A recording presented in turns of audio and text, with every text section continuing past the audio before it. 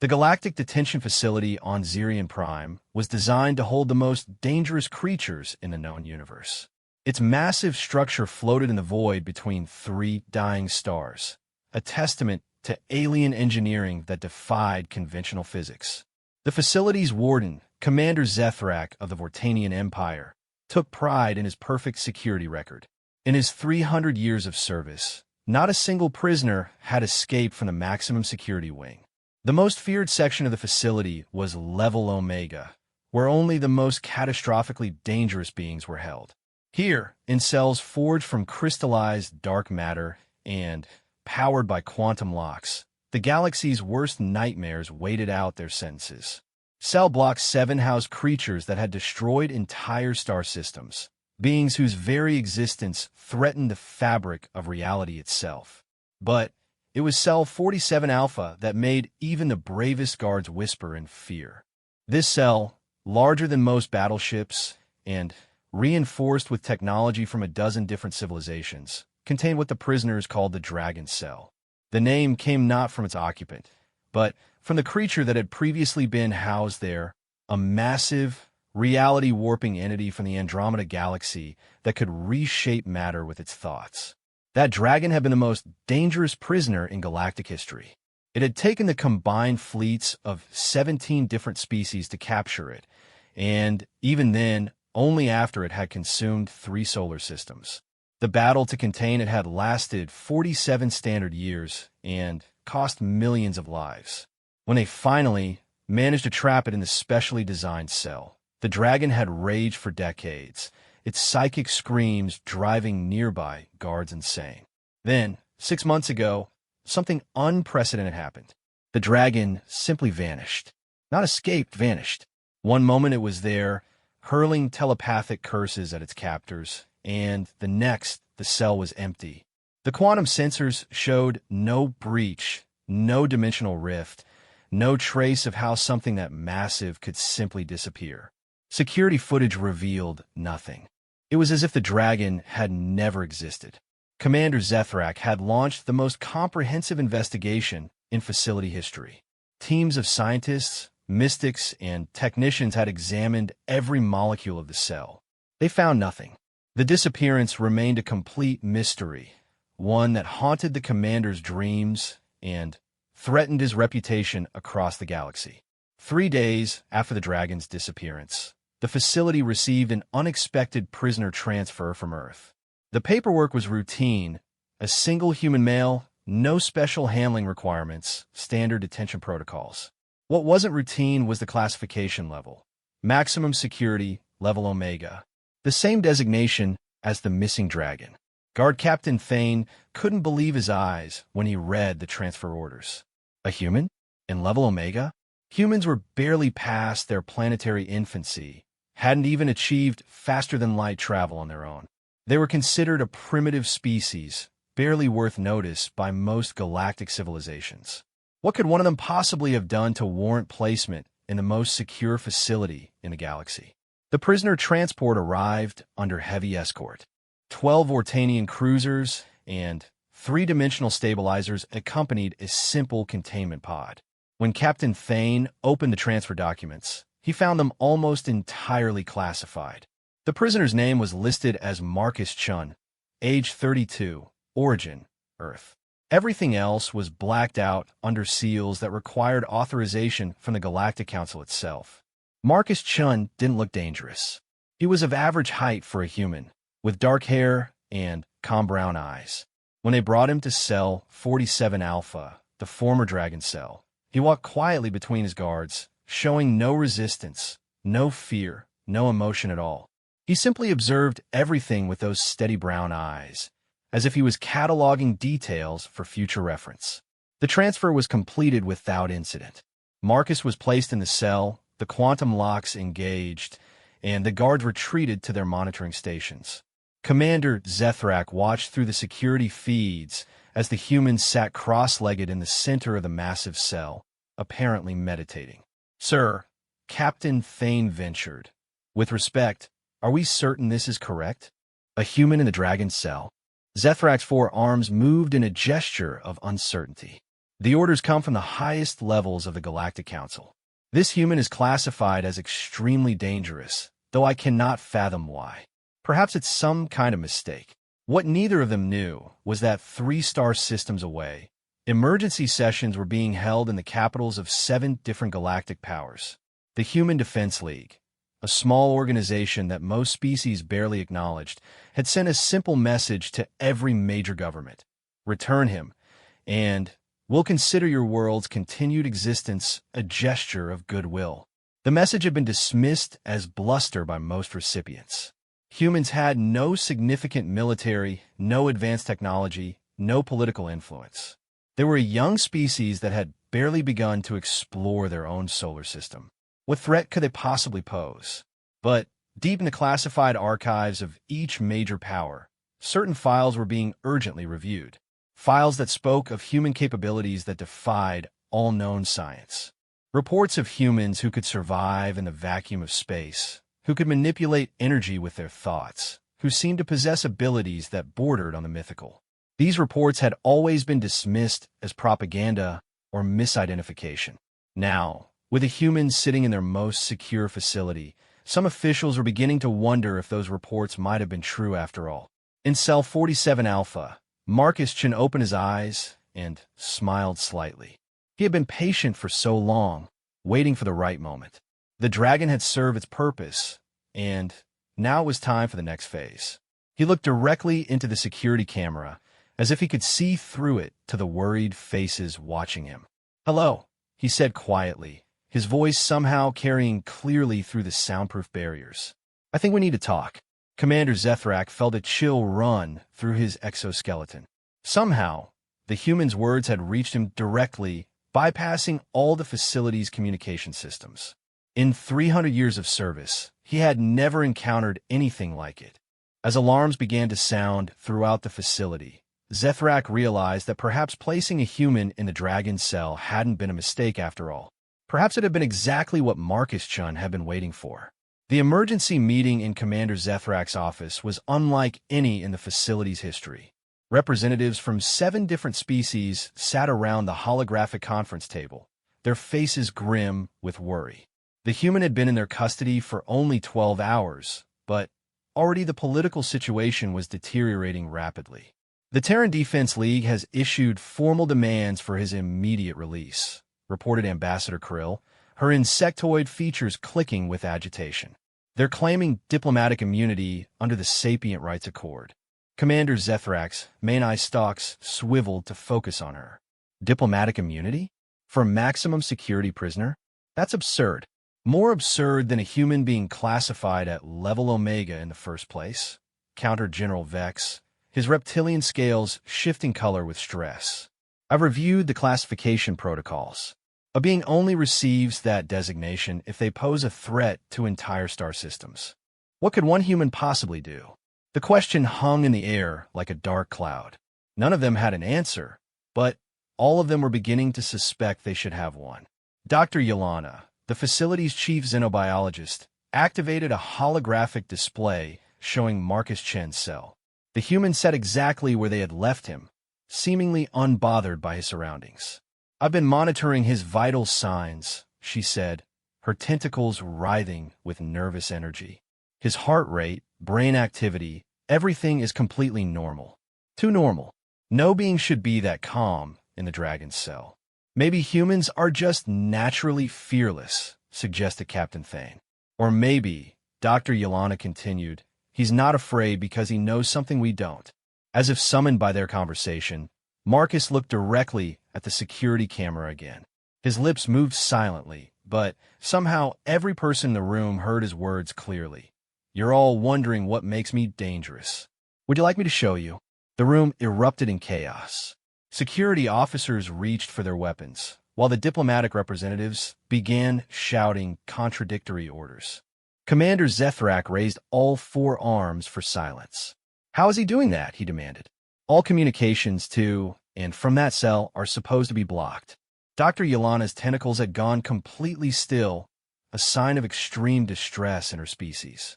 "Commander, I think we need to review the facility's sensor logs more carefully. Specifically, what happened to the dragon?"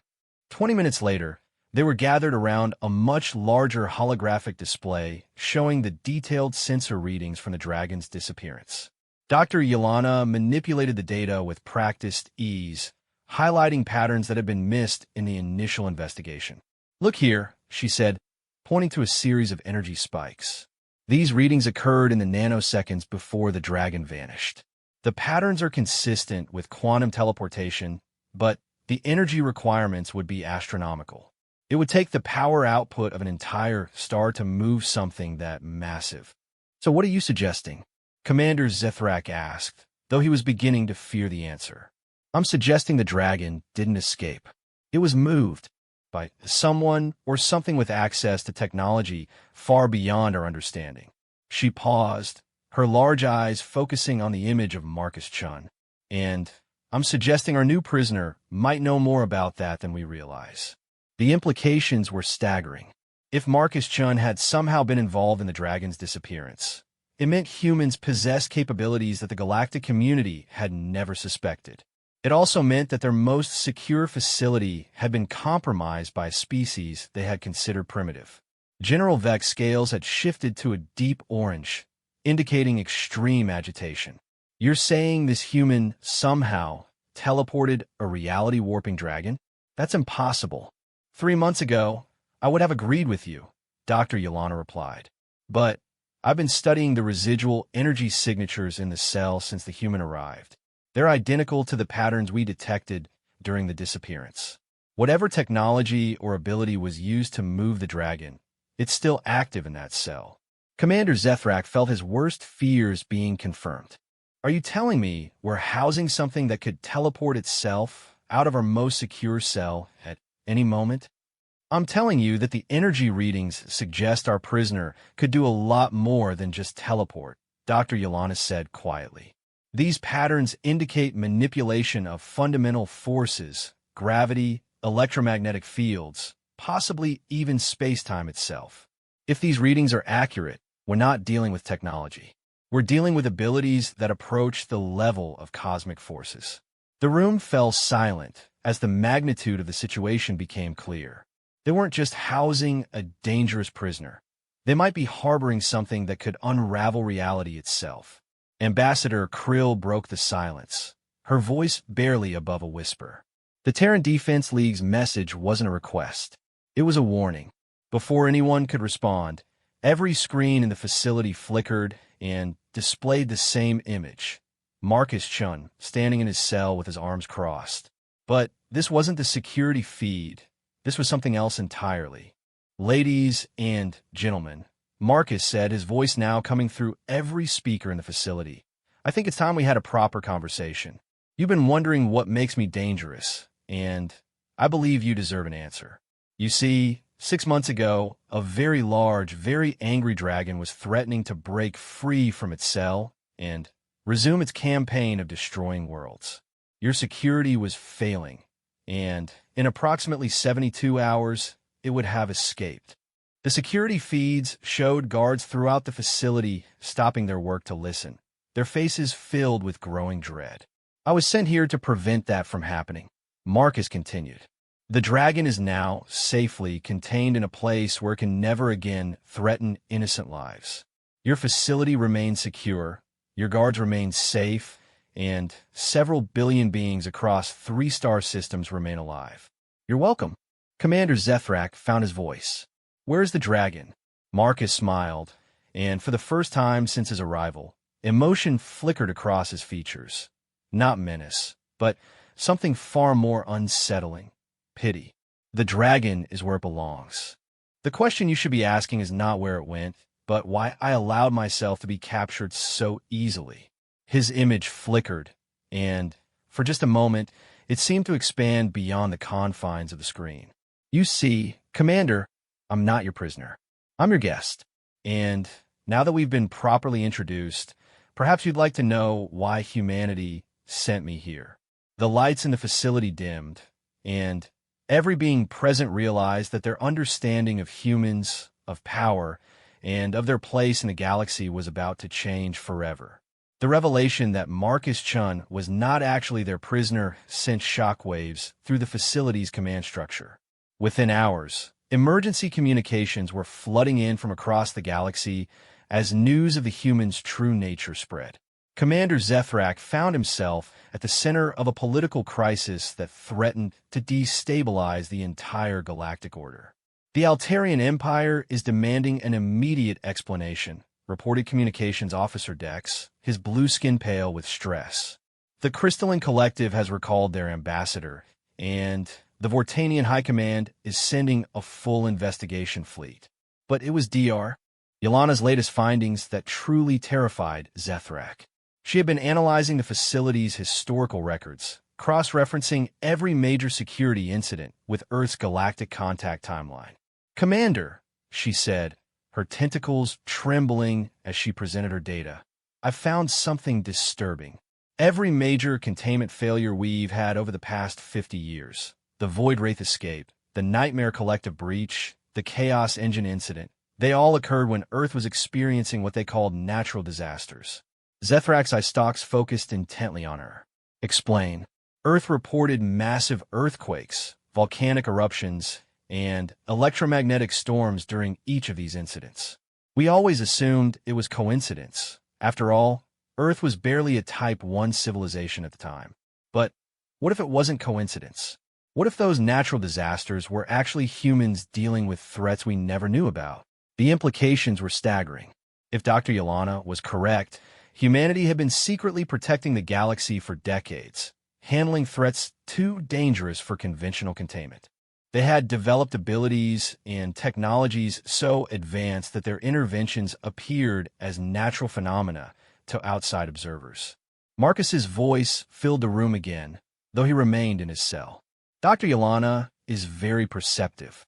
Yes, we've been cleaning up after your failures for quite some time now. The Void Wraith that escaped from your facility? It didn't escape.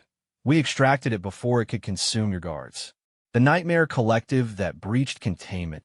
We relocated them to a dimension where they couldn't harm anyone." Commander Zethrak felt his world crumbling around him. "Why? Why would humans help us without revealing themselves?"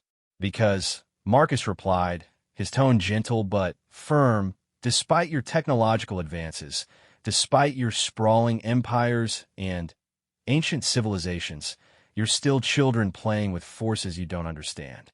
We've been watching over you, protecting you from threats that would shatter your comprehension of reality." The security feeds throughout the facility showed something unprecedented. Prisoners in their cells were listening to Marcus's words with expressions of awe and recognition.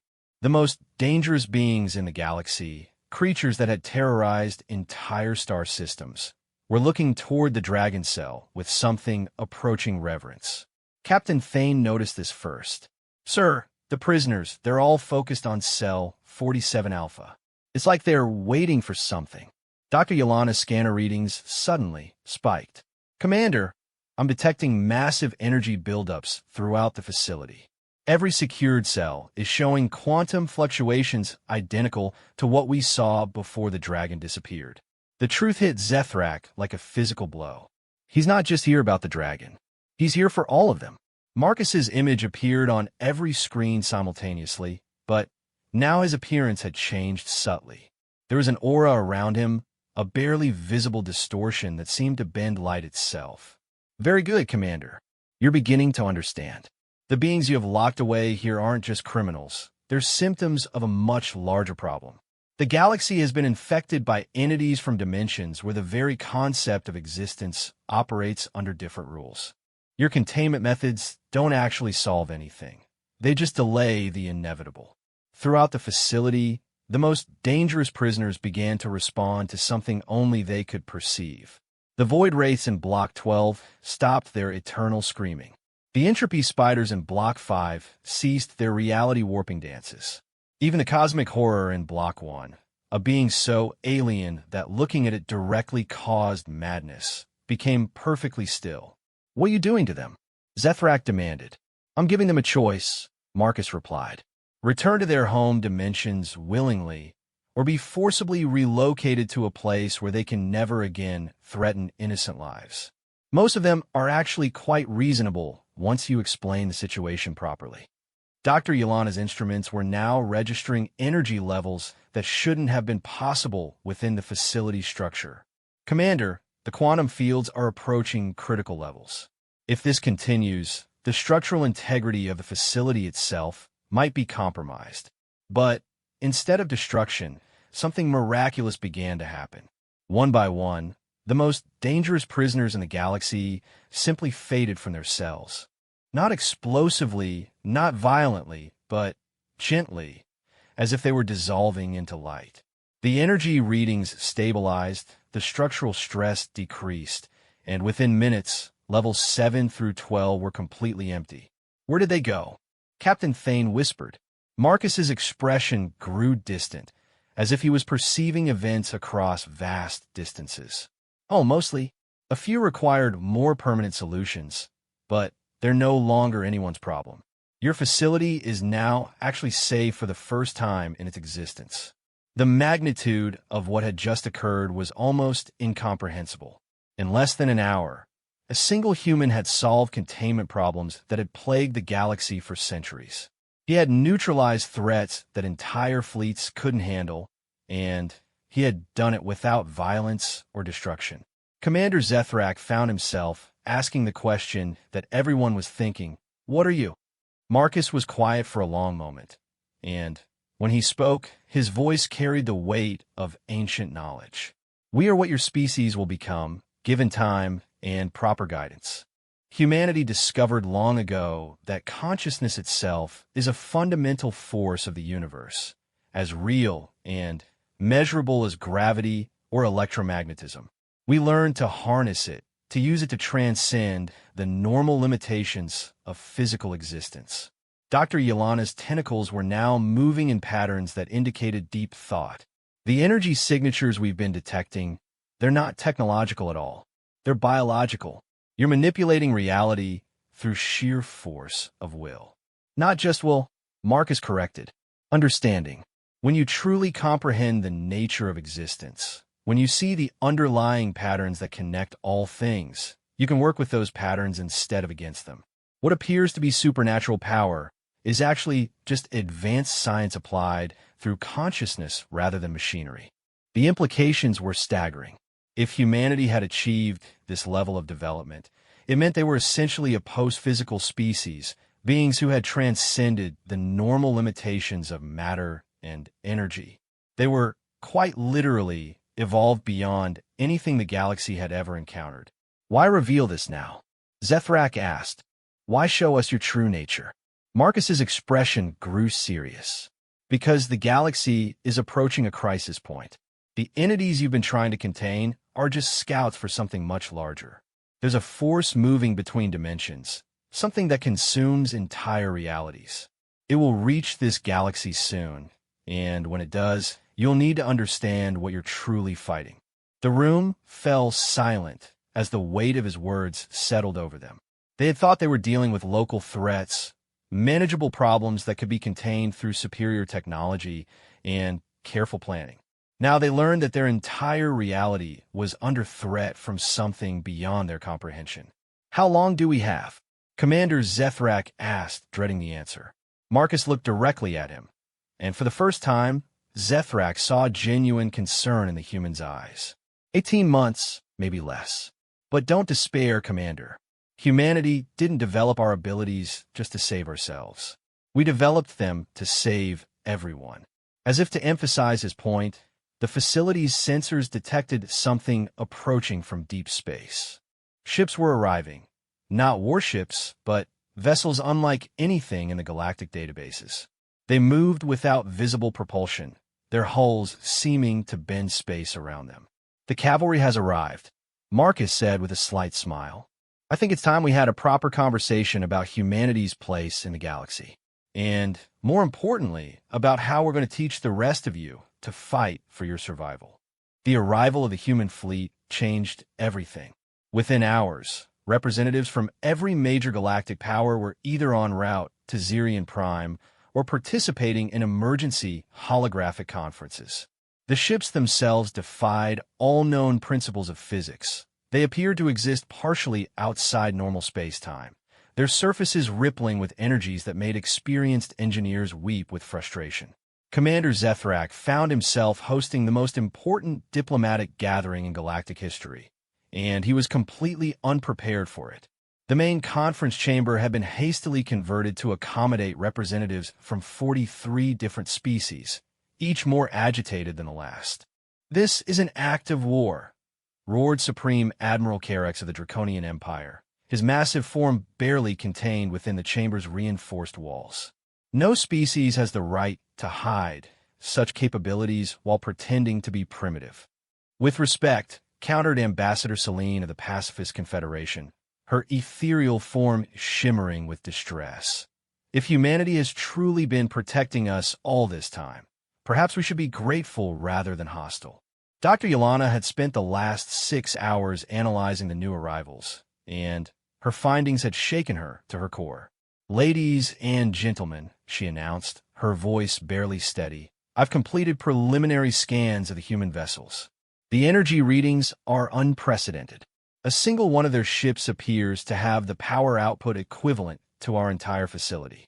The revelation sent another wave of panic through the assembled delegates.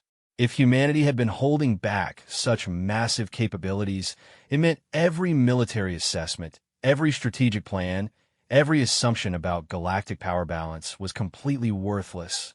Marcus Chen's image appeared in the center of the chamber, somehow managing to address each representative in their own native language simultaneously. "I understand your concerns," he said, his calm demeanor a stark contrast to the chaos around him. "You feel deceived, threatened, perhaps even betrayed. These are natural reactions when your understanding of reality shifts so dramatically." "Natural reactions?" snarled General Vex, his scales now a deep crimson with rage. "You've been lying to us for decades. How do we know you're not planning to conquer us all?" Marcus's expression didn't change, but somehow the temperature in the room seemed to drop several degrees. "General, if humanity wanted to conquer the galaxy, we would have done so already. The fact that you're all still here, still governing your own worlds, still making your own decisions, should tell you something about our intentions." Supreme Admiral Carex leaned forward, his massive claws scraping against the table. "Then what do you want? Why reveal yourselves now?" The image of Marcus flickered, and suddenly, the chamber was filled with new presences. Other humans, each emanating the same subtle distortion of reality that marked their advanced abilities. There were dozens of them, men and women of various ages and ethnicities, all sharing the same calm confidence. "Allow me to introduce the Council of Shepherds," Marcus said. "We are humanity's representatives for galactic affairs. We've been operating in secret for the past century, but recent developments have made secrecy impossible." One of the new arrivals, a woman with silver hair and kind eyes, stepped forward. "My name is Dr. Sarah Chun, Marcus's grandmother, though our relationship is more complex than human biology would suggest. I was part of the team that first detected the interdimensional threat 30 years ago." The holographic display shifted, showing images that made several delegates recoil in horror. Vast, impossible structures drifted through space, consuming entire star systems and leaving behind only empty void. The entities didn't follow normal physical laws. They existed partially in multiple dimensions simultaneously, making them nearly impossible to detect until they began feeding. "We call them the Devourers," Dr. Chen explained. "They're not from our universe, or even our dimensional cluster. They move between realities, consuming everything that exists until only they remain. We've tracked their progress across 17 different dimensional layers, and their pattern is always the same: total consumption." Ambassador Krill's insectoid features were clicking rapidly with distress. "How many civilizations have they destroyed?" "Billions," replied another council member, a young man whose eyes seemed to hold the weight of eons. "Entire galactic superclusters, dimensional matrices containing trillions of inhabited worlds. They've been doing this for so long that they've forgotten there was ever anything else." The scope of the threat was beyond comprehension. The assembled delegates represented civilizations that spanned thousands of worlds, but they were dealing with entities that consumed realities on a scale that dwarfed their entire universe. Dr. Yelana's tentacles were moving in patterns that indicated deep calculation. If these devourers are so powerful, how has humanity survived long enough to develop defenses against them? Marcus exchanged glances with his grandmother before answering. We haven't just survived, Dr. Yelana. We've been at war with them for over 2,000 years, though most of that conflict has taken place outside normal space-time. Earth's history of natural disasters that Dr. Yelana identified earlier, those were the visible after-effects of battles fought in dimensions your instruments can't detect. The revelation sent shockwaves through the chamber. Humanity had been fighting a cosmic war for millennia, protecting not just their own species, but potentially all life in their dimensional cluster, and no one had known. Why didn't you ask for help? Demanded Supreme Admiral Carex. With our combined forces, your combined forces would have been consumed in the first encounter, Dr. Chun interrupted gently. The Devourers don't fight wars as you understand them. They exist in ways that make conventional warfare meaningless. You can't shoot at something that exists in 7 dimensions simultaneously. You can't outmaneuver enemies that experience time as a navigable dimension. Another council member, a middle-aged man with scars that seemed to shift and change as the light hit them, stepped forward. My name is Colonel James Torres. I've been fighting the Devourers for subjective centuries. Time moves differently in their hunting grounds. The only reason any of us are still alive is that humanity developed beyond physical existence fast enough to meet them on equal terms. Dr. Yelana was now frantically analyzing every piece of data she could gather. The energy signatures I've been detecting from Marcus, they're not just consciousness manipulation. They're dimensional warfare technologies. Partially correct, Marcus said, but it's not technology as you understand it. We've learned to weaponize consciousness itself, to use awareness as a tool for reshaping reality. When you truly understand the nature of existence, you can fight entities that exist outside normal physical laws. The implications were staggering. Humanity hadn't just achieved post-physical existence. They had weaponized it in ways that made conventional military thinking obsolete. Ambassador Celine's form shimmered more intensely. You said the Devourers would reach our galaxy soon. What exactly does that mean? The holographic display shifted again, showing their local galactic cluster from a perspective that seemed to exist outside normal space. Dark shapes were moving between the galaxies, leaving trails of absolute void behind them. 18 months, Dr. Chen said quietly. Maybe less. They're accelerating their approach, which suggests they've detected something that interests them. We believe it's the concentration of diverse consciousness types in this galactic cluster. You have more different forms of sapient life here than we've encountered anywhere else. Different forms of consciousness provide different flavors, Colonel Torres added grimly. The Devourers are gourmets in their own way. They particularly enjoy consuming civilizations that have developed unique forms of awareness. The chamber fell silent as the delegates realized they weren't just facing extinction. They were facing something that would savor the process of destroying them. Commander Zethrak finally found his voice. What do you need from us? Marcus's expression grew serious. We need you to evolve. Not over millions of years, but over the next 18 months. We need to teach your species to transcend physical limitations, to develop consciousness-based defenses, to become more than what you currently are. Is that even possible? Whispered Dr. Yelana. Dr. Chun smiled sadly. That's what we're here to find out. Humanity has always been unusually adaptable. It's how we survived long enough to evolve beyond physical existence. But we've never tried to guide an entire galactic community through the same transformation. Supreme Admiral Carex's expression had shifted from anger to grim determination. What do we need to do? Marcus looked around the chamber, meeting each delegate's gaze in turn. First, you need to understand that everything you think you know about reality is wrong. Then, you need to learn to use that wrongness as a weapon. The lights in the chamber dimmed as humanity's real education of the galaxy began. 16 months later, The galactic detention facility on Zirian Prime had been transformed into something unrecognizable. What had once been a prison for the galaxy's most dangerous criminals was now the primary training center for the greatest military experiment in galactic history, teaching entire species to transcend physical existence in preparation for a war against entities from outside reality itself. Commander Zethrak stood in what had once been Cell 47 Alpha, the Dragon Cell, now expanded into a vast chamber where beings from dozens of different species practiced manipulating reality through consciousness alone. The transformation hadn't been easy. In fact, it had been the most difficult thing any of them had ever attempted. The early days had been marked by failure after failure. Most species found it impossible to even comprehend the basic principles of consciousness-based reality manipulation, let alone practice it. The Vortanians' rigid military mindset made them unable to accept that willpower could override physics. The crystalline beings couldn't grasp concepts that didn't follow mathematical logic.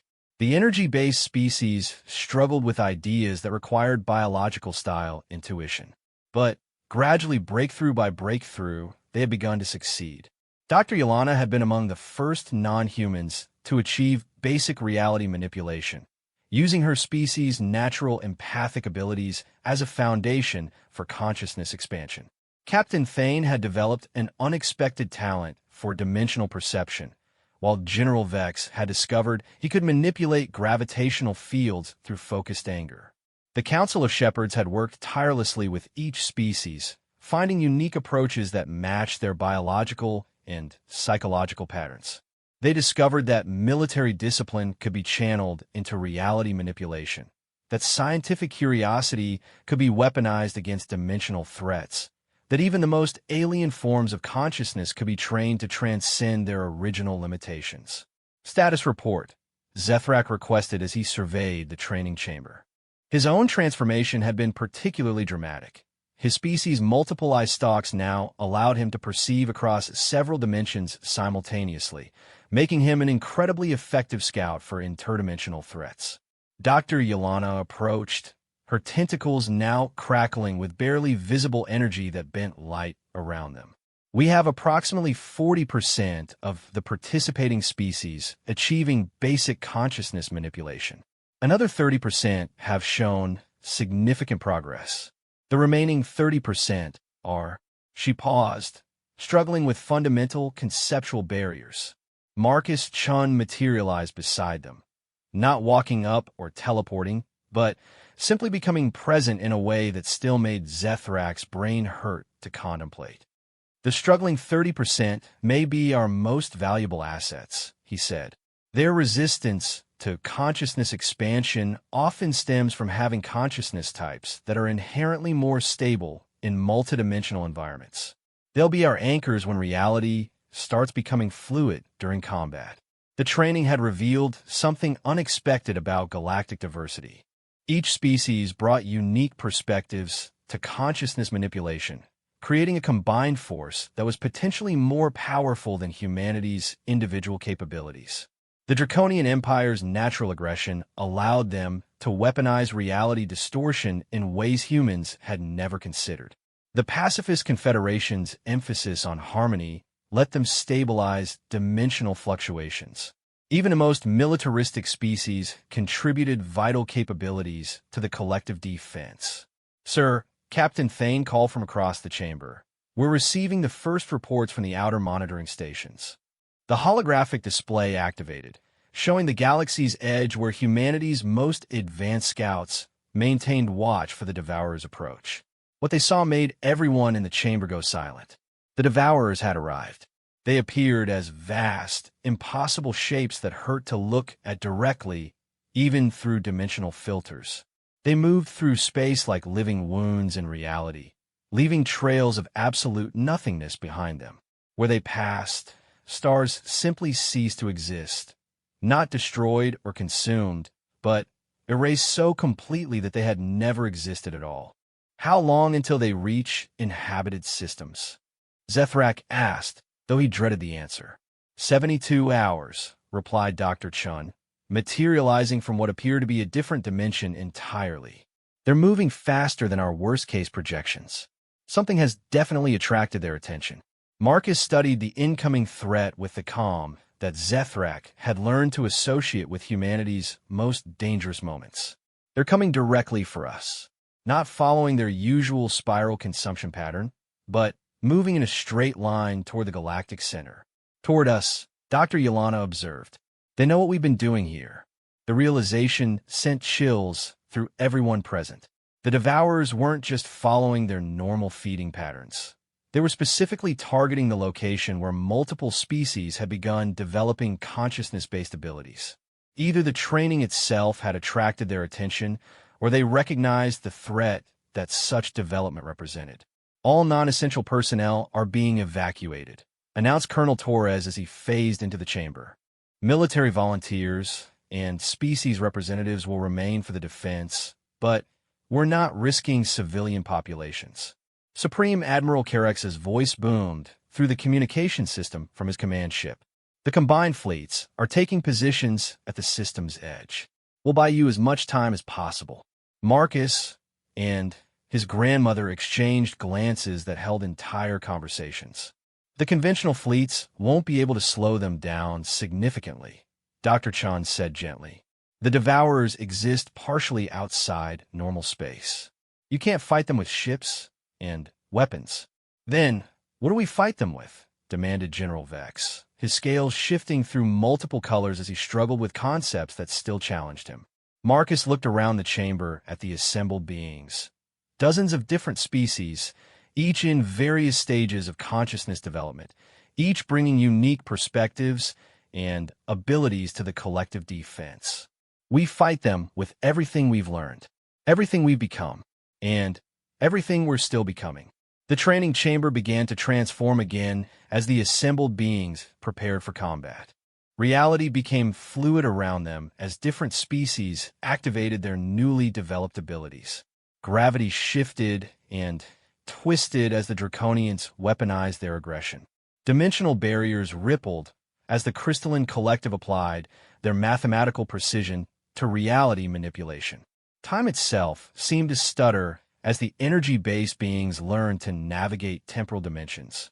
Remember, Dr. Chen announced to everyone present, the Devourers fight by erasing things from existence. Don't try to defeat them. Try to maintain your own existence in the face of absolute negation. Every moment you continue to exist is a victory. Through the facility's sensors, they could see the Devourers approaching the system's outer edge. The conventional fleets opened fire with every weapon at their disposal, and, for a brief moment, it seemed like their attacks were having some effect. Then, the Devourers simply edited the fleets out of existence, and the space where thousands of ships had been fighting became empty void. 72 hours just became 72 minutes, Colonel Torres reported grimly. Marcus stepped to the center of the chamber, his form beginning to emit that subtle distortion that marked humanity's full combat readiness. Everyone who's achieved consciousness manipulation formed the primary defense matrix. Everyone's still learning. Anchor yourselves to reality as strongly as possible. We're going to need stable reference points when space-time starts becoming negotiable. Commander Zethrak found himself in the strange position of commanding a battle where the weapons were thoughts, the shields were willpower, and the battlefield was the fundamental nature of existence itself. Around him, beings from across the galaxy prepared to fight for the right to continue existing. As the Devourers entered the system proper, reality began to scream. The battle for existence itself was about to begin, and Zethrak realized that everything that had happened before, the dragon's cell, the mysterious prisoner, the revelations about humanity, had all been preparation for this moment.